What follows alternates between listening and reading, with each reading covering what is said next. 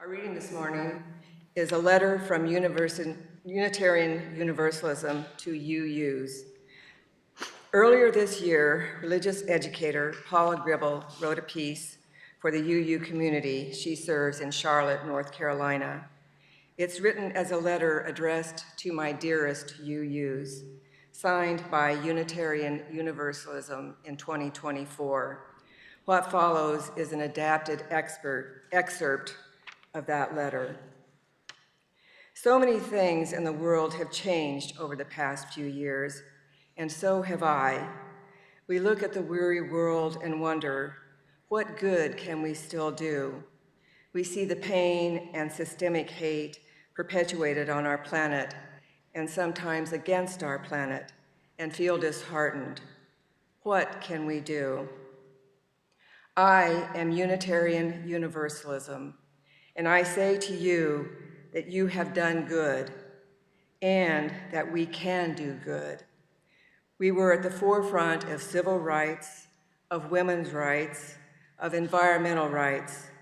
I know it is hard to see some of those things being tamped down after the work we did before. In order for you all to use my larger light, we must gather our individual lights together and let go of hiding them under our own personal bushel. Just like everything in the world, we must change with the changing times. Certainly the world was a different place in 1961 when we became Unitarian Universalism. We had different words to describe our purpose and identity then. And over time, we have shifted and changed, reviewed and revised. We are the people of change, of looking to the future of our world and what new work we must do. The great James Luther Adams, sometimes called father of liberal religion, said, "Religious liberalism depends on the principle that revelation is continuous. Our religious tradition is a living tradition because we are always learning new truths. Please, dear UUs, love me not only for who I have been, but also for who I am today, and truly not just who I am today, but who I may become. If you do, you are not turning your back on our past. We have made great strides together, and with your commitment and support, I, Unitarian Universalism, have learned and grown. Won't you continue to learn and grow with me? I cannot do it alone, and I cannot do it if you will not join me. Let's go on, let's grow. Together, we can do it." So, a number of years ago at a big clergy gathering, I heard a sermon from a veteran Unitarian Universalist minister who asked us, her fellow clergy, to consider whether we really believed that everyone is welcome among us exactly as they are. It is, after all, quite common to hear such words in UU congregations. You are welcome just as you are. You are whole, holy, and loved just as you are. Or as we heard Regina say earlier here in this congregation, we say whoever you are, wherever you're from, whomever you love, whatever your faith tradition, you are welcome here. But that day, the preacher asked us to think about the integrity of that welcoming claim. Her particular point was that we also insist on being all about change and growth and transformation.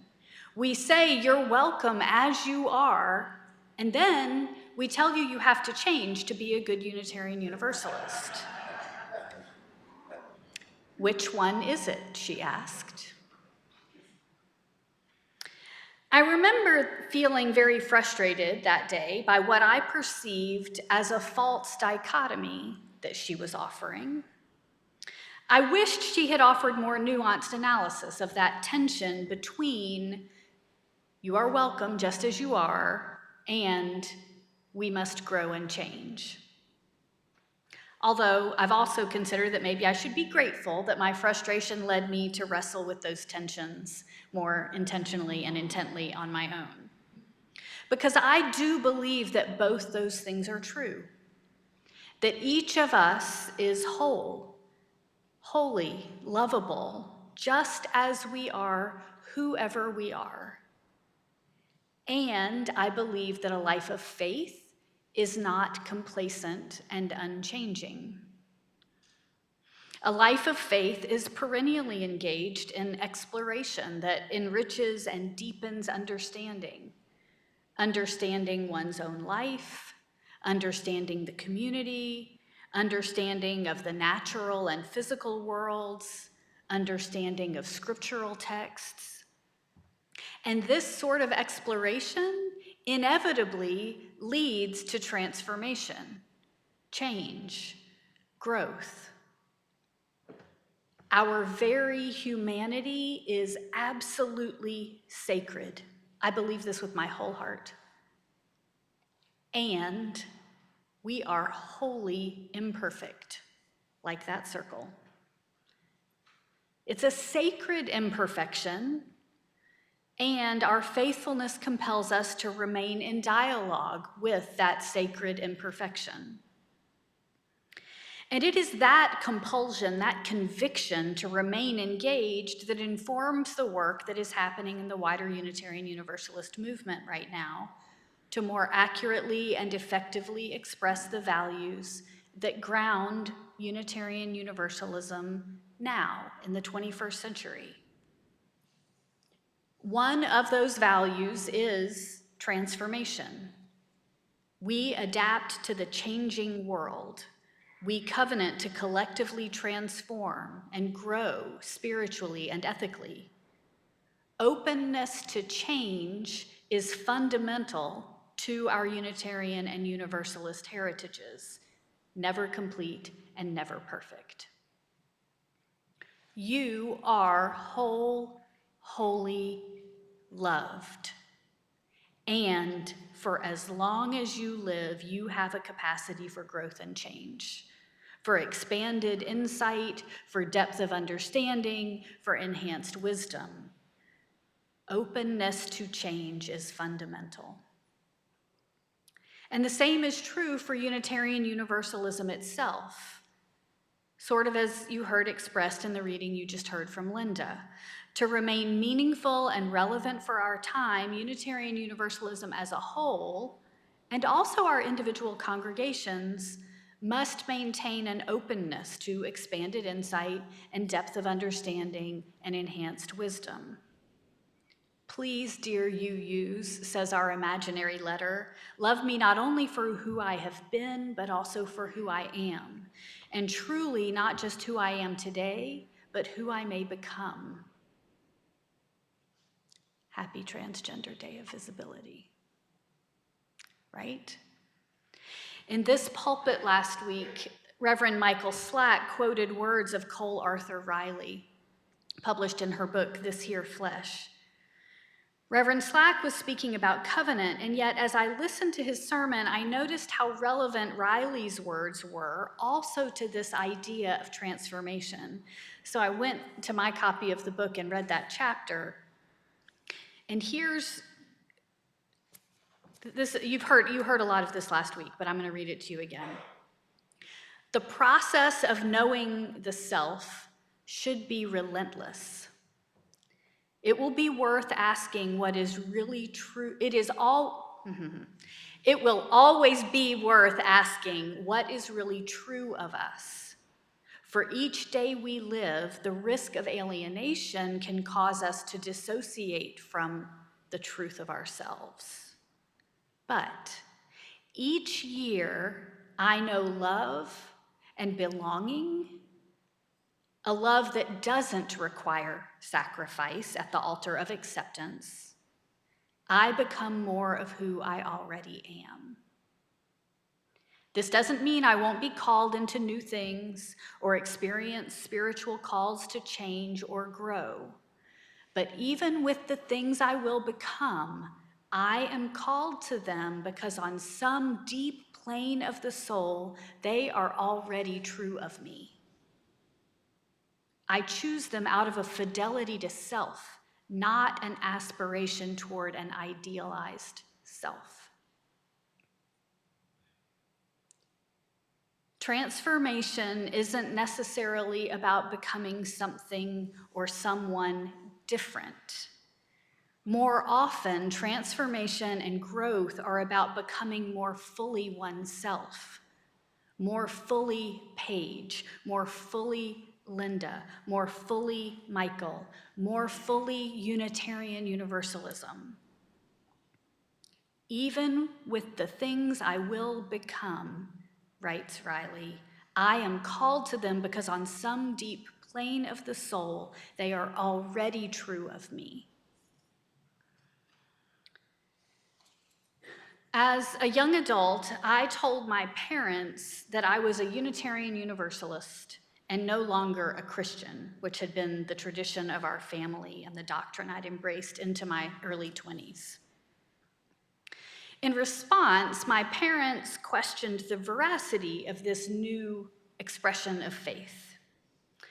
I worry, said one parent, that you're changing your beliefs to fit your life, rather than living your life according to your beliefs.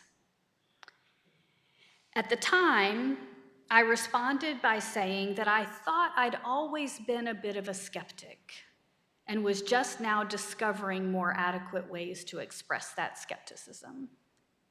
And that was true. But what I would later better understand about myself is that my parents' observation, which at the time was offered as an accusation, was also accurate. My beliefs were changing in response to the life I was experiencing. I was taking in new information, encountering the more expansive ways that other people interacted with the world. I was embodying myself differently than before. And all of that was affecting how I understood my faith. In fact, I was experiencing it as an act of faith. My relationship with the sacred, with tradition, with familial and societal expectations, it was all changing. And eventually I would be able to say it was changing faithfully. I understand now that I was becoming more of who I already was. That in the words of Cole Arthur Riley, on some deep plane of the soul, those things were already true of me. And part of what aided that becoming is finding a community in which I knew a deeper sense of love and belonging that wasn't requiring me to sacrifice true things about myself on the altar of acceptance. Today is Transgender Day of Visibility, a day when we celebrate the beauty of all genders, and especially of those who embody genders outside the rigid binary of cisgender woman and man. When you, whatever your own gender identity, when you hear that a person's gender is not what you perceived or assumed, or even not the same as what you were once told it to be, what is your response? Is it one of denial, disbelief, rejection? Is it one of acceptance, of making an effort to adjust one's own expectations and behavior in response to new information? Is this a community where all know love and belonging that serves their journey of becoming more true to who they already are? In just this past month in this congregation, I've heard words of appreciation expressed. Thank you for asking me what pronouns to use when speaking of me to other people. Thank you for using my new name. And in many places, including many places in the United States, including places in Howard County, including sometimes this place, it is not safe to be visibly transgender. And yet we observe Trans Day of Visibility in celebration here, and also as an act of solidarity and commitment to making the world safer for everyone. We honor every transgender, non-binary, genderqueer person among us, including those whose gender is known only to themselves. May we all be a part of cultivating a community in which visibility is not a dangerous risk. This too is an expression of the value of transformation. We adapt to the changing world. We covenant to collectively transform and grow spiritually and ethically. Openness to change is fundamental. This is an expression of values that we are being asked to endorse this year as Unitarian Universalists. In a collegial discussion just this week, one Unitarian Universalist minister observed, "The more I think about it, the more I realize that Trans Day of Visibility is the entire point of Easter. The celebration of people being who God made them to be, despite the world trying to pull them back. That feels like the Easter celebration." When you hear the traditional Christian Easter story, a story in which Jesus of Nazareth has been executed by the authorities of the Roman Empire, and then 2 days later, on the third day, is miraculously and bodily resurrected from the dead, what is the response? Do we dismiss the story entirely as being impractical, impossible, untrue, and therefore meaningless? Do we ask why that story might have been told by the people who told it? Might we understand why so many people give their heart to that story, to the promise of life after death, the promise of hope in the face of despair, the promise that, as one teacher says, the worst thing is not the last thing? Or another teacher who taught me that some things must die in order for others to live. Those are the teachings of Resurrection Sunday, according to Christian leaders I know and respect. Centuries ago, Jesus of Nazareth taught his followers that they must resist empire. They must transform the status quo. They must live according to sacred values and not in service of greed and selfishness and dominant power. Jesus was killed by the state for those teachings. And on Easter, his followers celebrate that his physical death did not destroy those teachings, or his spirit, or his message. It is now theirs to embody in the world. We Unitarian Universalists covenant to collectively transform and grow spiritually and ethically. Openness to change is fundamental. We adapt to the changing world. And so today we honor Trans Day of Visibility, and we honor the promises of Resurrection Sunday. We embrace our own sacred imperfection. We who are whole and holy and beloved, and who also are on an ever-evolving journey, becoming more fully and faithfully ourselves. May it be so for each of us and for our beloved Unitarian Universalism too.